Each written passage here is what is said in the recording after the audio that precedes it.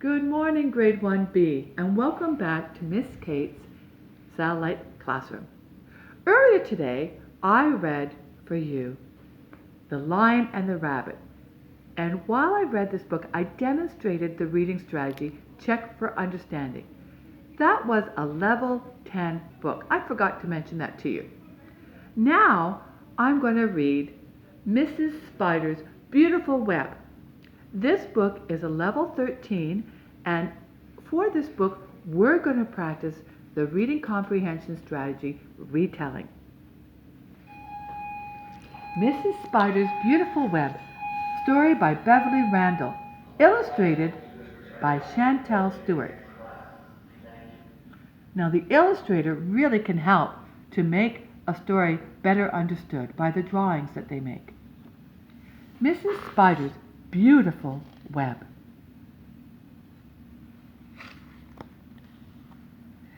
Mrs. Spider was hungry. I'm going to make a web.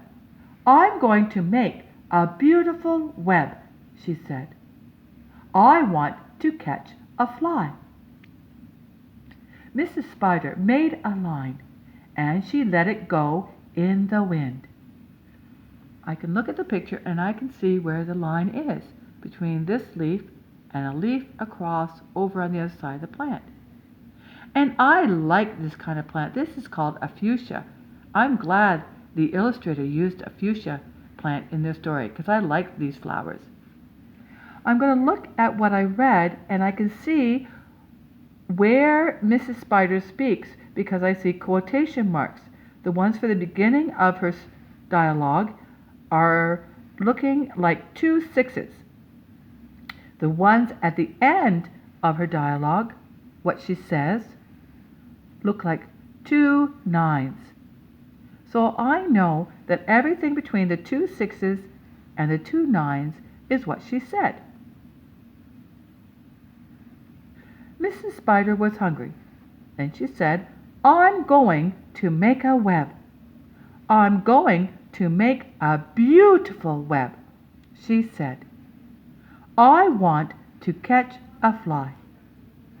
Mrs. Spider made a line, and she let it go in the wind.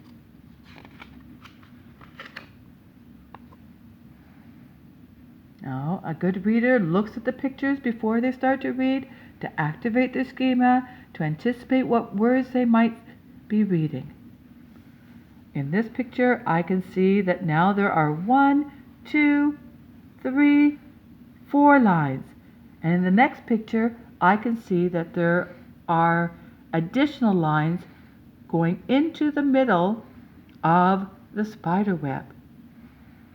The wind blew the line onto a leaf. Mrs. Spider made some more line. She went down with it and she came back up. Down and up, down and up. She worked and worked. Then Mrs. Spider, wow, this is interesting, went round and round. Now I knew to go to the right because readers read English left to right. That's why I didn't go counterclockwise in my reading. In English we go left to right, so I kept using that idea. I'm going to read it again. Then Mrs. Spider went round and round inside the web. She went round and round and round and round.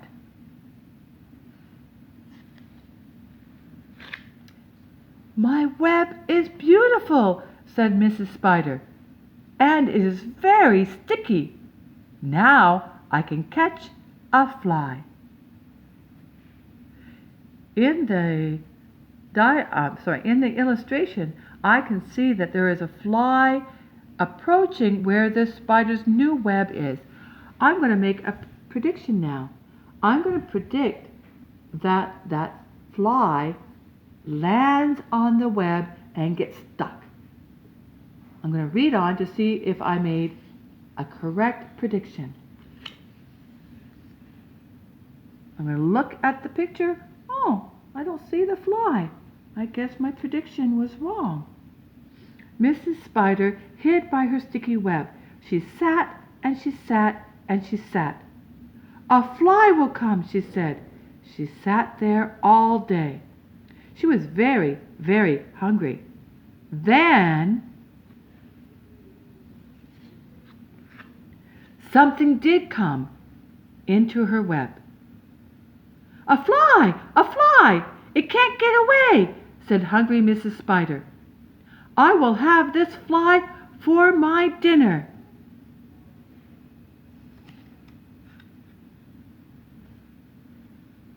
After dinner, Mrs. Spider looked at her web. Ooh, I'm going to make an inference there.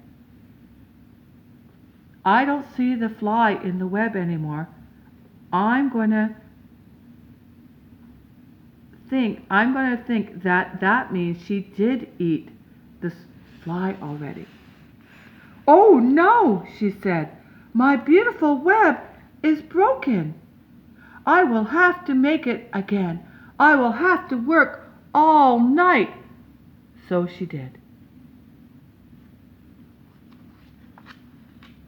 And in the morning, Mrs. Spider's web was beautiful again. Now, before I do my retelling, I'm going to go back through the book and reread it to myself to refresh my memory about the story was about. And I can do this just reading quietly and looking at the pictures to help remind me what happened in the story.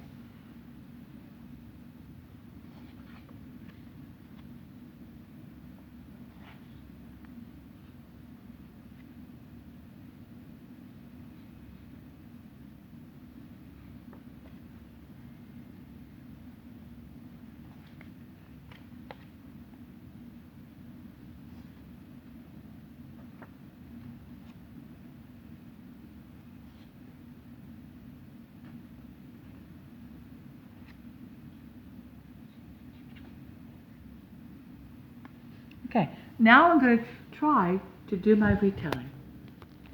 Who is in the story? The main character in the story is a spider, and her name is Mrs. Spider. We also find out that there is a fly in the story, but it's a very minor character because it doesn't stay around long. The setting is in the fuchsia plant outside, and I think maybe that plant might be in a garden.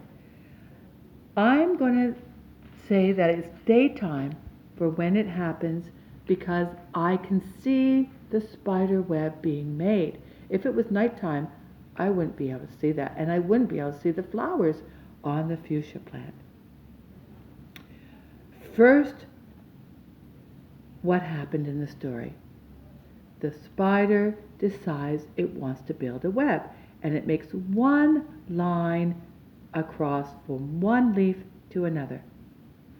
Next, it starts to make more lines, and then it goes around and around and round and round until the web is all made. Then it waits for a fly to come by and land on the web. Then a fly does come by and it lands on the web and gets stuck on the stickiness of the threads. The spider comes and eats it up.